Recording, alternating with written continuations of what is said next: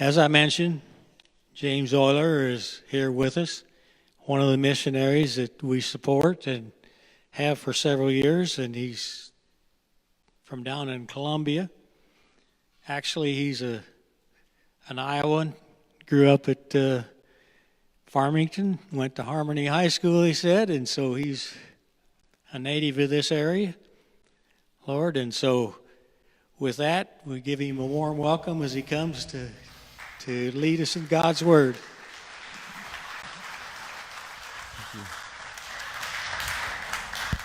Thank you. I appreciate that. Okay, I can hear my voice. All right, so is everybody good? Everybody can hear me okay? Awesome. I love it.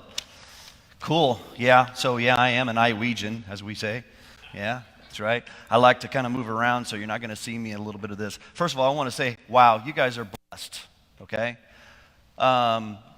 Number one, Jim gave me a little bit of a tour. This was the first time that, I've actually been able to physically be inside the building. I've seen it obviously from the outside and everything else, but this is the first time I've been in here. Wow, awesome, congratulations. You guys are blessed. Love that. Secondly, you guys now have Chick-fil-A. You have Jesus Chicken here, all right? And when you have Jesus Chicken inside of your town, you guys automatically raise the level of putting your city on the map. You guys are a legitimate city right now with Jesus Chicken. So when I drove by that the other day, I was just like, wow, this is incredible. Anyway, congratulations. You guys are fully blessed. Great food to eat, except on Sundays. All right? So anyway, I guess it'll have to be Applebee's. I'm going to go ahead and I'm going to make sure that I can do this. I got a little thing over here that's going to allow me to go through here. Okay. All right, mid-service break. That's not on mine. That's not mine. Okay, so there we go. That's not the way I want that to go. There we go. Nope. Okay, there we go. All right, the family. I always have to start here. First of all, for those of you who knew about and prayed for my mother, the reason why I'm here at this particular point in time is because Jason and I had a couple conversations back in November and December, and I said, look, hey, my mom's probably going to have heart surgery. It's being planned. It's kind of being organized and kind of going through all that. I don't know when when the doctors are going to say yes and go through with that, but she did. She had it on Wednesday in Springfield, and so I was able to fly back. I took the 6 a.m. flight from Fort Lauderdale and got into at 7:45 a.m.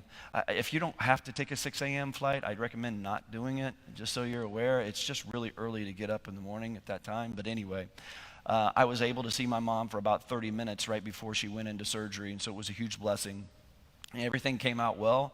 She's good to go for another 5,000 miles, I guess. And so I'm very, very happy about that. So we have a lot of family that's in town right now, and focused on her. But she was discharged within 24 hours.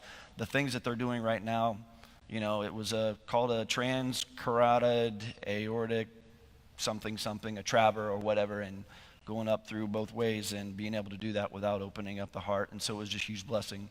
But I need to take a moment here to apologize about my family. I have one daughter named Jessica. She's absolutely tremendous. She is 15 years old, getting ready to enter into her sophomore year. In her very first year in high school, she made the President's Honor Roll. Of course, she was, pretty much all the way through. She's been a straight A student, so she's got a 4.5 GPA, and she's just excelling. She's also part of a pretty famous volleyball club called Legacy or Legado. Anybody here speak Spanish? ¿Alguien? Por lo menos un poquito? No? Nada? Okay. All right. This is going to be a little bit different. All right. But anyway, she's plays middle hitter for a volleyball team right now, and she's doing phenomenal. It's not just that, though. It's not just the things that are on the outside. It's really more the character that I've seen in her just develop throughout the years. Last year, when she graduated from 8th grade, we had one of her teachers, Dr. Kaniram, walked up to us and said, after a presentation, she said to myself and my wife, she said, she took a moment. She had a little bit of a tear in her eye and kind of like a little bit messing around. She came up and she was just kind of like, James and Sandra, I just want to let you know that your daughter's not ready for 9th grade. I'm like, what? And she goes, she's ready for college. And not just academically, but like spiritually.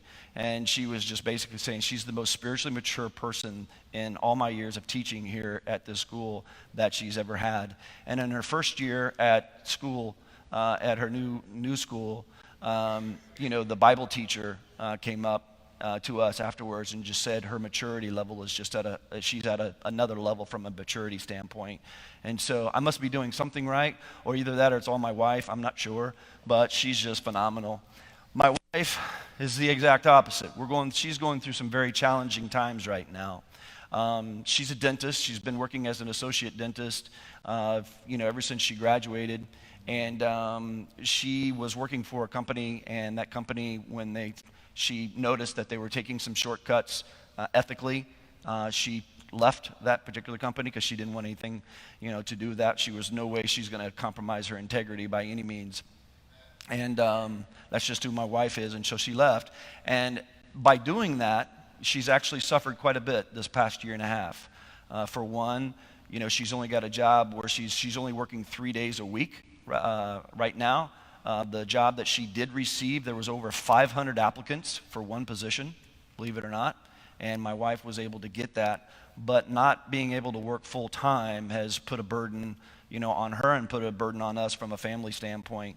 I don't share that from a fundraiser standpoint. It has nothing to do with that. But I would implore you and ask you greatly to pray for my wife and her work and what's going on, because she did the right thing by leaving her place of work. And so far, it's not there. She's also, because she's Latina, she's Colombiana, and she's got to do that. She is a certified Zumba instructor. She only teaches about once a month, but she loves it. She gets together and she continues to do her things with the Spanish ladies. I also want to talk a little bit about another blessing, okay? So for 15 years, actually 16 years, we've been saving American Express credit card points, putting everything that we can on that American Express and whatever to pay it off and each month and everything else. Well, over those years, we accumulated over 800,000 points, okay? And when we did this past March for spring break, we were able to afford the trip and pay for it completely on points and go to Italy. So we went to Rome and we went to Florence. This is a picture of all three of us down inside the Colosseum. We had an absolutely marvelous time. We got to go and walk some of the places where Paul was, visiting and where he was able to go. We got to do a couple of Bible tours and everything else. Absolute phenomenal experience. I ate 2 gelato, pasta, cannoli every day, and I lost 3 pounds when I was over there, if you can believe it or not. And I put all that double on the way over. So anyway, I wanted to brag a little bit about the family because I love them dearly. They're awesome. And, they obviously are sending their things here. So anyway, I want to make sure I'm hitting the right button here. Okay, yes, we are. Okay, so the last time I was here, I was only able to meet with Pastor Jason, Jim, and Mike, and Kurt. And I talked a little bit about the transition going from FCA, i.e. Fellowship of Christian Athletes, and then converting and then going into Victory Ahead. It was a conversation that was done with our personal board. I noticed that you guys support an FCA person locally or something like that. That's cool. I think it's great. FCA is a good organization. But my board and I felt like there were 3 reasons why we really wanted to make that change. And I talked to Jim and those guys, and I don't know how much was conveyed to you, but there was really 3 reasons: passion, mastery, and alignment. For me, there was a passion to do better. I wanted to be able to utilize and maximize all my skills, not just some of them. I felt like with the way things were going internationally, there just wasn't necessarily a place for me as the gringo to be able to do that. I felt like it was going to be better for me, and the job opportunities within the United States or the missionary opportunities within the States was not really what I was going to do. But I will say this, okay? Because this is like, from a message standpoint, you're talking about having a message today. I'll have my message today, but it's going to be more at the end. At the beginning, I'm really just going to focus on sharing about the ministry. But if you look at Isaiah 30:21, have you ever heard the word of promptings? Have you ever felt like God was kind of moving you in a different direction? Maybe he was just kind of tugging on your heart, but then you did or did not do something as a result of that. Like as an example, You know, if there are moments where you see somebody and you know what, I'm going to introduce myself and just ask, hey, do you need prayer? Can I help you out or do anything like that? And you feel that prompting and then you follow through with it. But then there are moments where you're like, you know what, I'm too scared. I'm not going to do it. I'm not going to follow through on that prompting that kind of God gave me. Well, God gave me several promptings along the way, okay, regarding making this transition. And I just wanted to let you know, don't avoid those promptings, okay? Those are things that you want to make sure that you take advantage. So if God's calling you to do something or reach out to somebody or do something, or if he's generating something inside of you, but you're just too scared to follow through, that's a you issue, not a God issue. And I've got some conversations that I would love to have with you about that. But anyway, let me go forward here. Oops, this thing going the other way. Here's my game plan. I'm a simple guy. I'm a coach. Okay, used to coach professional basketball in Columbia, and at the college level, we actually won our version of the NCAA Final Four in Columbia. So I'm a coach, so I'm always putting together a game plan. So here's my game plan for today. I want to answer my 7 friends here. Okay, why does Victory Ahead matter? Who do we help? How do we help them? What's the win? What makes Victory Ahead different? What are the results? And what's your role? That's it. Sounds like a pretty simple game plan, right? Very methodical, business-like, coach-like, sports-like. That's me. That's who I am. You'll get to know me a little bit as we go through here. So if I can keep going with this, boom. Okay, so those of you who are in the worship team, thank you, okay? Because there was a message in there that was talking about all authority, victory in Jesus, and then the other words were overcome, overcome, overcame, overcame, all these overcome. I was just sitting there, I was listening to that. Hey, I don't have to do anything today, okay? Why Victory Ahead matters? Because everyone, okay, everyone, including myself, everyone needs a coach, or what we call a mentor coach, to help them believe, overcome, and stay faithful. Believe, overcome, stay faithful. That's you, that's me, and that's there. We are a Christ-centered mentor coaching ministry. We work to and through the local church, not around it. You'll see that. And we're focused really on the discipling of the next generation, which is something that I saw in your vision statement for youth. Really focusing on that next generation. How many of you here today are between the ages of 20 and 34? Can I get a nice? You guys are the important ones. Not that the old ones aren't or the younger ones aren't, but you guys are the ones that are really, really important, because if we can get you guys headed in the right direction, man, I tell you what, we can really do some awesome things. So I love that. If you look at 2 Timothy 2:2, it talks about leaving a legacy. It talks about being able to work with, finding those people who are worthy of your time and attention to invest in their lives and being able to move forward. And so I would love if each and every single one of you that are in that age range, I would love to continue my conversation with you. But that is why it's there. So believe, why it matters. Why does believing matter? Okay? Why does that matter? Most of the people that we serve, okay, in Latin America specifically, Colombia and Venezuela, we also serve in the U.S. Virgin Islands and some other areas. I've got about 14 countries that want Victory Ahead to be part of their and work with them. But most of the people we serve don't naturally believe that they matter. They just don't. They don't naturally believe that they matter, let alone believe that they have a future. Again, the words victory ahead, victoria por delante, okay? We got victory ahead, victory now, victory ahead. So I got a story that I'm going to share a little bit later, but here's what we're seeing, because I'm a guy who loves to understand my audience. 22% of the youth that we work with have either have attempted or committed suicide. 22%, okay? If you want to think of an easy number to remember, that's Caitlin Clark's number, okay? There you go. She's kind of famous here, 22%. Every single time you see Caitlin Clark, you see the number 22, think of the Colombians and Venezuelans that we serve and how many of them have considered or attempted suicide in the past year, okay? That's a challenge for you. 72% don't live with their biological father, and of those, 60% have one of their family members that's living outside of another country. In other words, Venezuela specifically is so poor right now and so damaged that one of the parents, if not two of them, have left to go to another country to try to earn money to send it back. And so what you have is a fragmented family, and that's what we're dealing with on a large-scale basis. Over 1 million kids have dropped out of school for poverty or food-related or food insecurity, and of those, only 50% are actually graduating on time. And then there begs the thing, the number one reason why kids play sports? To escape their situation at home. So I think we got a problem here. I think we got a problem that we need to be addressing, and you guys are part of every story that we're able to do. So, but it's not just the the kids that are from 5 to 20.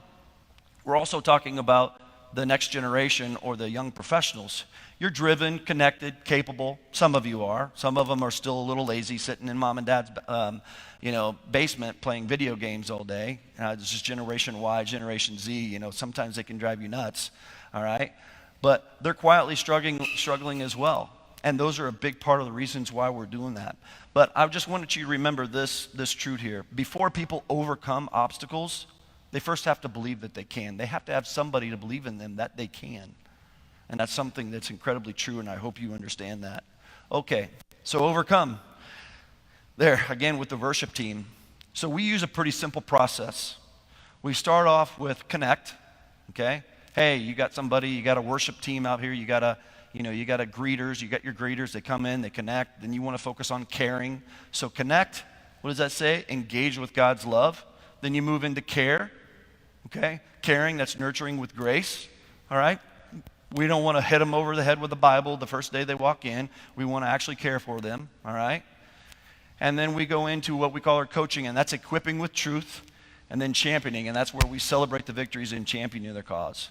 So how do we do this? How do we help them overcome? So for the youth that are in between, mainly the young professionals, between that 20 to 34, we do a lot of career advancement and leadership training. When I was going, even the big churches that I've been involved with in the past, I've never had one of them help say, like a youth pastor say, yeah, I can help you advance in your career. Oh, really? Tell me a little bit about sales and marketing, or talk to me a little bit about engaging my employees, or talk to me a little bit about how I can manage up, down, and across within my organization. Pastors don't really deal with that much. We do. We coach them on that. We work with young professionals in those specific areas. And so for vulnerable communities, it's a little bit different. We're working to and through the local church in order to be able to outreach to them through school outreaches, sports outreaches, all those things that are in play. So when we look at that, there's 3 reasons for Christ-centered coaching, okay? Conquer what's holding you back, to uncover what you're settling for, and the third, to pursue what's God calling you forward. But I'll give you another little acronym here that I always use. It's called RUN. R-U-N, run. Recognize, understand, and navigate. You can't navigate what you don't understand, and you can't understand what you don't recognize. And so many of the kids or young professionals that are between that 22 and 34, they don't know what they don't know. And when we start going into our particular coaching and we start going in and diving into how we helping with them and that and discipleship, this is what we're seeing. And we're seeing that there's just such a lack of awareness. I don't know what I want. I don't really know my purpose. I don't know how to move forward. How many of you ever had a goal? Yeah? Have you had to ask somebody how can you help me achieve my goal? Have you ever done that? Some people are too scared to do that. Hey, can you help me uncover what I'm really settling for? Okay? Can you help me conquer or overcome, what it is that I'm dealing with? Those are all real issues, and so things that we deal with. And then last but not least, stay faithful. So believe, overcome, stay faithful. This is what makes us different. I'm not going over to go over this, but we're not after the short-term results. We want to do this in a very biblical way, and that means long-term, intentional, just the way Jesus would, and because he is our master coach. And that's it. Faithfulness isn't flashy, but it's what changes families, churches, and communities. So we have a process: connect, care, coach, and champion. Through that process, we see progress, and that progress will lead to permanent skills and abilities that each and every single one of us need to possess, the intangibles, in order to be able to grow and mature in Christ. And that's what we're about. So one of the things that's very unique about us, and one of the reasons why I left FCA, is because FCA worked to and through the local church, coach But we work to and through the local churches. We don't work around them. We work through them. And there's a huge difference for that. Anyway, so this isn't a content transfer thorn, but anyway. Okay, I want to give you 3 examples of believe, overcome, and stay faithful in our ministry. This first one, you might need a Kleenex because it's a hard one, but I'm going to share it with you anyway. I'll try to keep it on the lighter side as opposed to the heavy side. But here's the belief. 3 months ago, 3 months after I met with Jim and Kurt and Mike and Jason, and we had the funds, we opened up a new area inside of Venezuela in an area called Cinco de Julio, which stands for 5th of July. It's a neighborhood called 5th of July. And so this is the group of kids that was there on that particular day, and they're going to this dirt lot. As you can see, we're not talking about anything extraordinary by any means, but they're going to this particular dirt lot. And along the edge, in the side, they noticed something. One of the kids noticed something. And you know how most kids do. When you go to have you ever seen a boys' basketball practice or even girls? What do the boys do? They all stand outside the three-point line and think they're great shooters and they're going to shoot from three-point line. And they're warming up, playing silly, shooting it from half court. Well, boys in Latin America do the exact same thing, okay? So they're out there. They're trying to make the long shots and do different things. But anyway, one of them kicked the ball a little too far, kicked it outside, put it in the grass in an area alongside, and they noticed that there was a boy that was there that was lying motionless with some foam and stuff coming out of his mouth. So the kid he raised up, that was Gabriel, he raises up, he's saying, Coach, what's going on? We need help, everything's over here. So there was a little boy there, his name was Luis, and luckily he was recognized by one of the other boys, or one of the boys that was in this picture. And so, and one of our boys recognized him and immediately ran because he knew where he lived. He was about 3 or 4 blocks away from the actual soccer field. So what we had learned is that he ingested some rat poison and he was trying to kill himself. And had we not been there on that day, he probably would have accomplished that. Okay? So, wow. So now, what happened? So the mom's coming. She's there. We get him in a vehicle. We get him to the hospital in time. And when we're there, things begin to kind of open up and kind of learn a little bit more. So here's what happened. His dad came home, who's very rarely home, okay? He got a bad grade on a test, and his dad just pummeled him, just beat the living tar out of him, and it wasn't in a good way. And the mom kind of confessed that they live in an environment where the father was very, not only verbally abusive, but very physically abusive. Okay? When it got him to the hospital, she didn't want to talk as much, but one of the things that we noticed is that he had bruises all up and down. He had 3 broken ribs from what he received from that grade. And it was obviously affecting him. And here's what he believed as a 12-year-old boy. He believed, and this is because when I had the conversation, he believed it's always going to be like this. Belief. Our beliefs matter. What we believe matters. Our limiting beliefs, negative beliefs, positive beliefs, whatever they are, our beliefs matter. This boy, 12 years of age, believed it was always going to be like this, and it wasn't worth it. So he decided to ingest a whole bunch of rat poison, and I don't remember the actual scientific name of it or what was there, but he had access to it, he drank it, and he nearly killed himself. So, what did we do? Victory Ahead, the church. This is in connection with working with Iglesia Bautista Invicto, which stands for Undefeated Baptist Church in Venezuela. This was our church partner there in that particular area. We got together and we did care. So we helped them out financially. We realized this was going to be a long-term process, okay? Because there's 2 types of pain. There's the pain that hurts, ouch, twisted my ankle or whatever it may be, okay, and it hurts. But then there's also the pain that alters, okay? I don't know. Yeah, I put the word altar there. I had a different word there before, but I put the word altar there.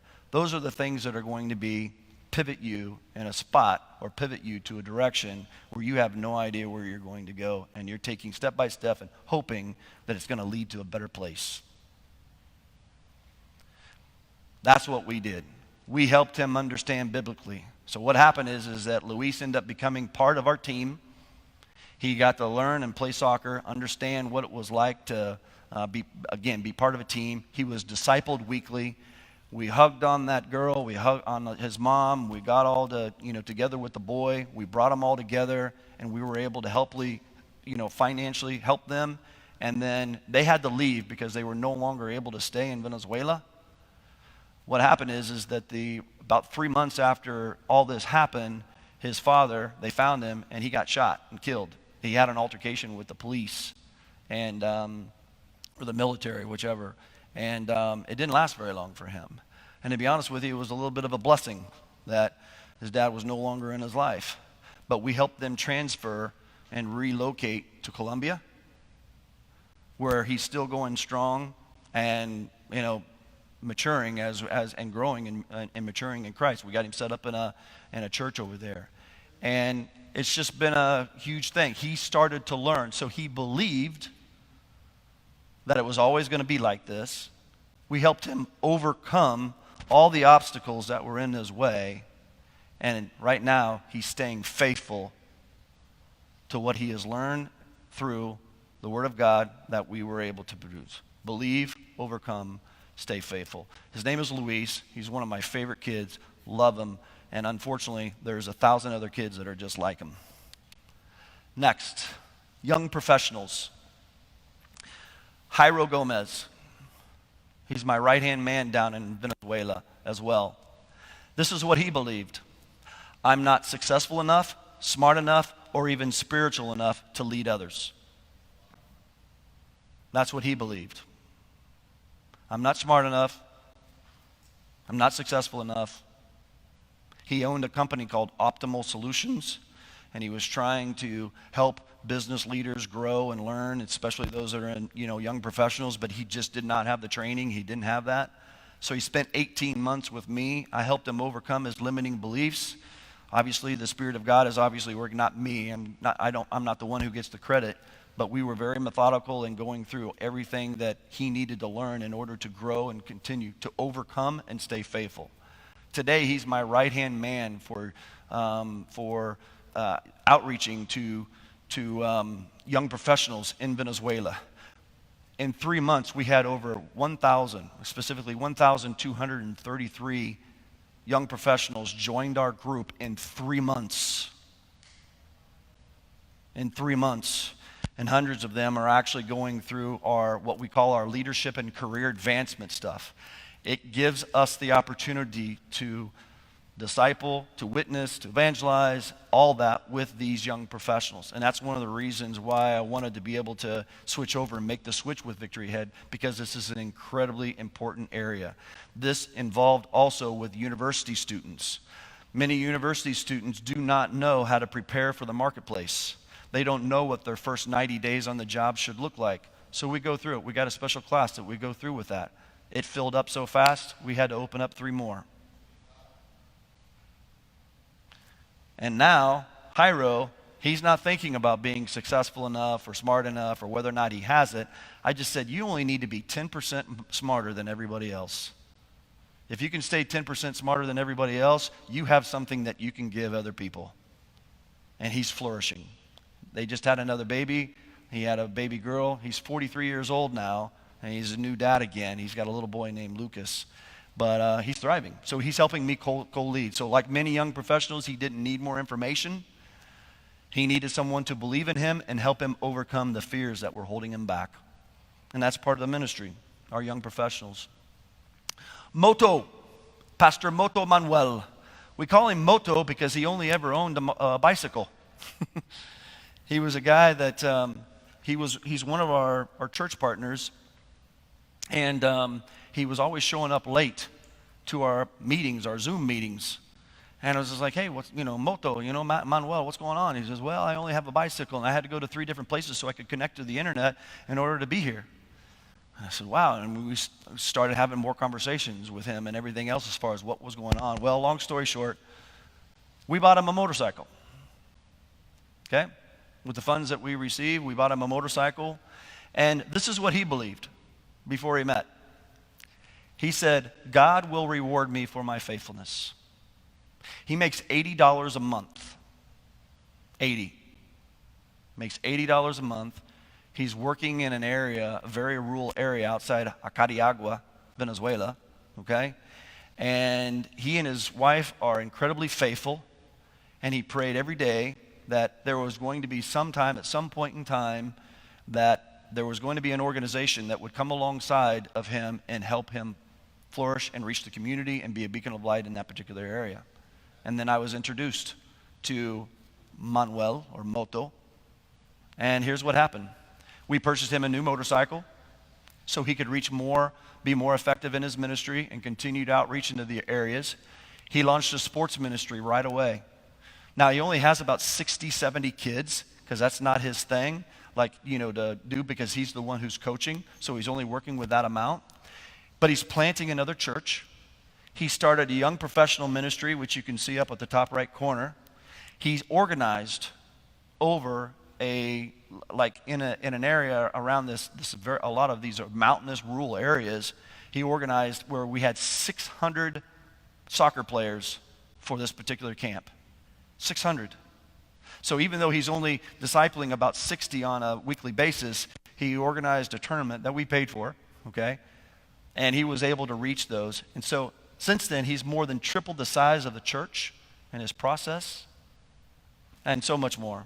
He's a great, great guy. I love him dearly. He's one of our church partners, and which makes him one of your church partners. So I want you to know that you're helping him. I got one more, and then I'm going to move on.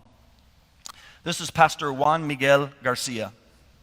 And this is something that he told me after he came to Cartagena, Colombia for some training.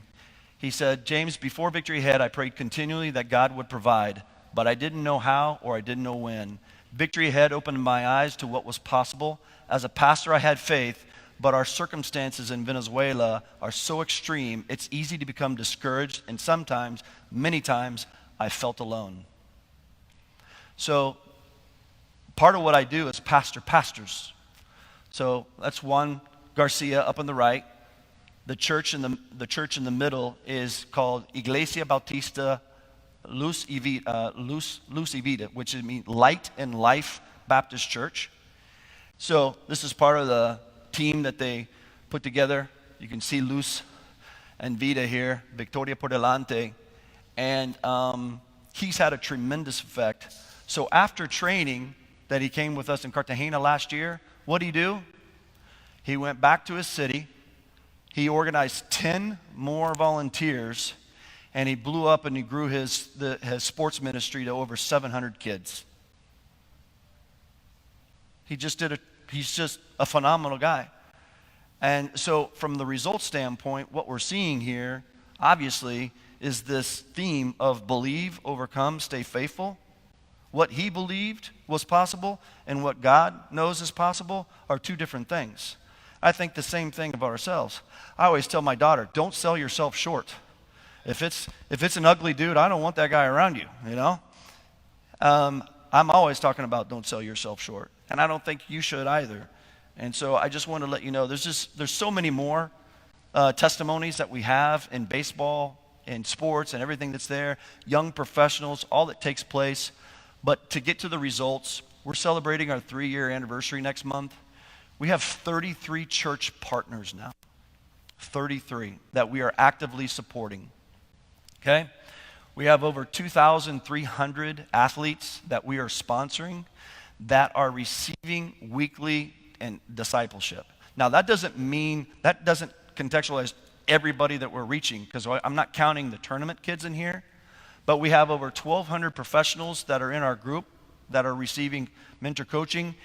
And then we have this thing called satisfaction score, okay?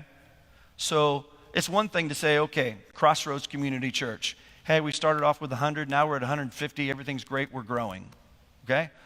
Maybe in numbers. Are you growing in your relationships? Are you growing in your purpose?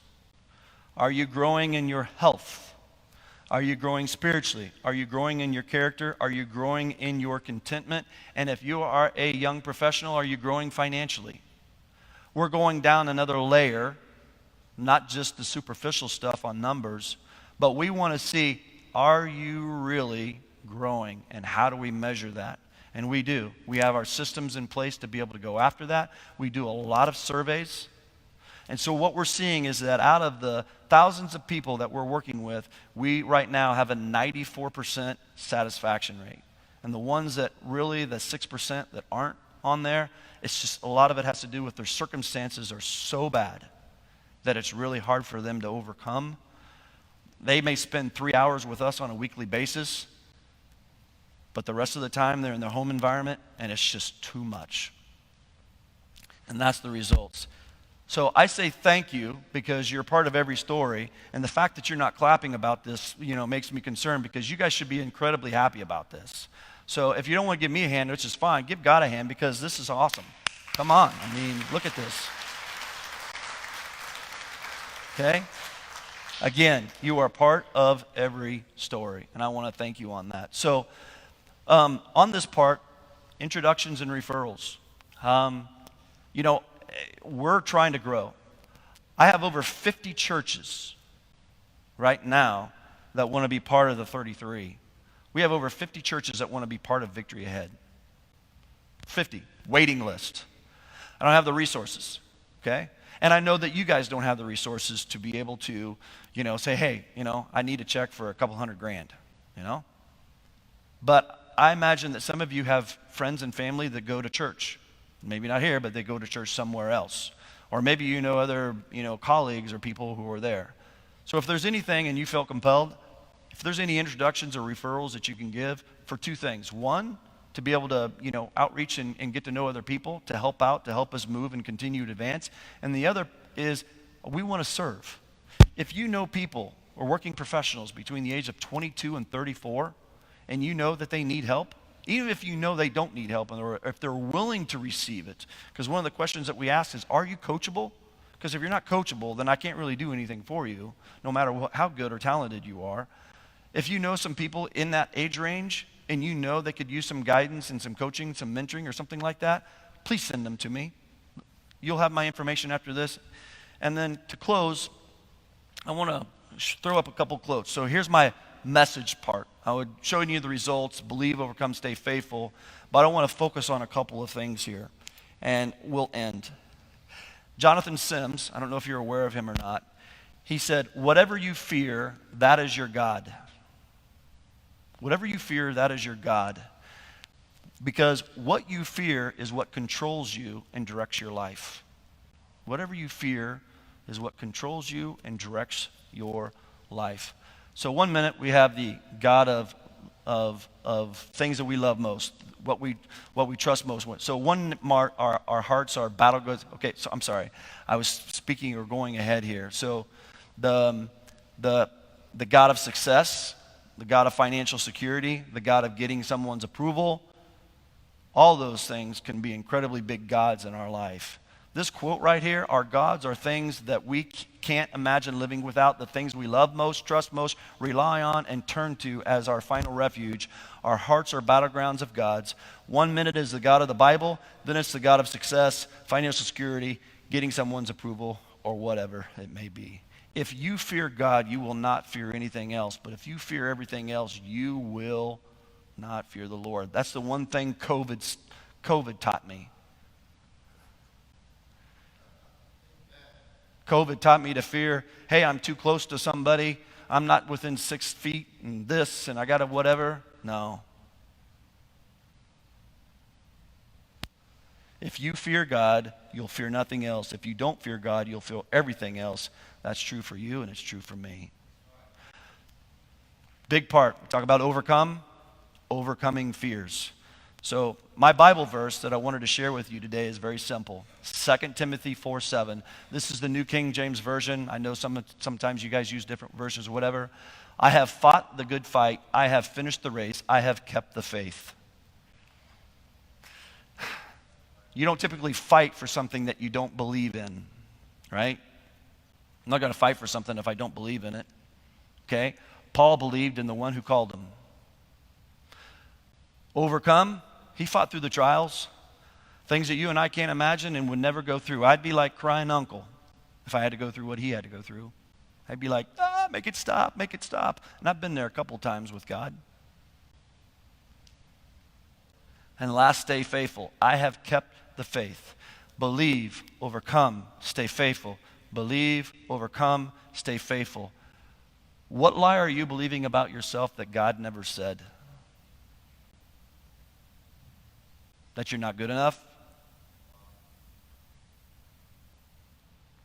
What's the one obstacle you have been avoiding that God is inviting you to overcome? Obviously with his help. And lastly, staying faithful.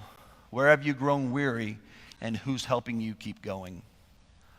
I'm not perfect. Not even close. I have a mentor coach. There are moments in my life where, you know what? I'm struggling here. I need you to coach me up. Talk to me. Something good. You know? I wasn't meant to do life alone. Discipleship doesn't happen in one-way lectures. It happens one-on-one, in group, life on life, transformation to achieve long-term results. Again, I have fought the good fight. I have finished the race. I have kept the faith. Believe, overcome, stay faithful. That is the message of victory ahead. And those were the results in 3 years. That's all I have for today. Thank you.